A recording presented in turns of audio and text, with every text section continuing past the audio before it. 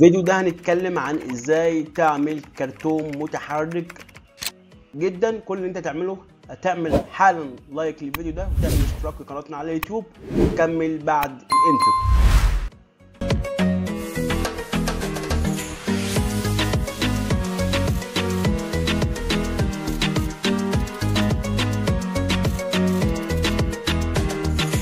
بعد ما ندخل على حسابنا على كانفا هندوس على كلمه ابتكار تصميم جديد ونبدا نختار طبعا فيديو. احنا عايزين فيديو، هنختار فيديو 1080 بكسل.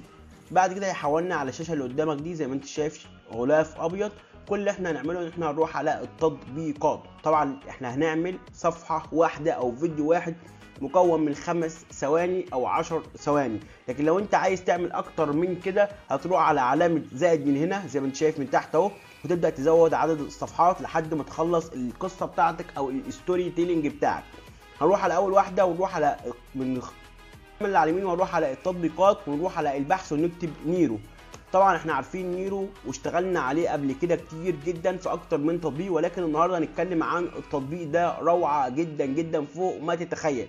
اول حاجه ينفع تختار الافاتار اللي انت عايزه، زي ما انت شايف افاتارات كتير جدا او شكل او اشكال كتير جدا. زي ما انت شايف بتختار الانيميشن او الحركه اللي انت عايزها، زي ما انت شايف حركات كتير جدا ينفع في كل صفحه زي ما انا قلت لك. طبعا في كل صفحه هتبدا تختار الحركه او الانيميشن اللي انت عايزه. احنا مثلا وليكن في البدايه بنتكلم عن ستوري ترحيب، فبنتكلم عن اول واحده مثلا اللي هو مثلا شخص بيعمل تحيه او شخص بيسلم على حاجه او شخص بيتكلم. طبعا في حركات كتير جدا وانيميشن كتير جدا. تعال نختار افاتار غير ده، وليكن مثلا الافاتار ده. تعالى مثلا نحدد الافاتار ده. تمام، انا اخترت الافاتار ده، هبدا اختار الانيميشن اللي انا عايزه زي ما انت شايف اشكال كتير جدا. وليكن مثلا اختار الانيميشن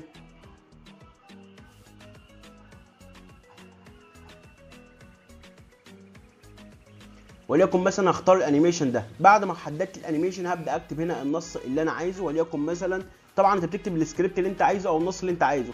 ثالث خطوه بننزل على الصوت بتاعنا. طبعا بنحدد الصوت اللغه العربيه، طبعا عندك كل الاصوات وكل اللغات، يعني ينفع تعمل الفيديو باكتر من صوت وتنزله على كل المنصات او تنزله على اكتر من منصه او اكتر من قناه او اكتر من صفحه علشان تستهدف اكتر من نيتش، علشان مثلا تستهدف اللغه الانجليزيه، تستهدف اللغه العربيه اللي انت عايزه.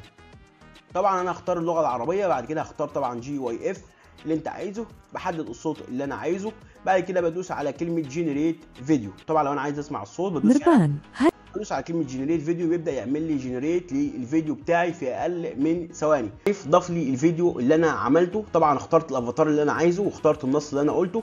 هبدا احدد الفيديو احطه هنا كده واكبر كده، وهبدا اشغل الفيديو بتاعي بالشكل اللي انت قدامك ده. طبعا هشغل كده، اوقف بس كده واشغل الفيديو بتاعي. طبعا هو على خلفيه بيضاء، ينفع احطه على اي خلفيه انا عايزها. الموضوع سهل جدا. بعد ما اخلص بدوس على الفيديو واضيف وراه خلفيه. تمام، نفس الكلام في الصفحات التانية، ينفع تضيف اكتر من انيميشن، اللي انا قلت لك في انيميشن كتير جدا.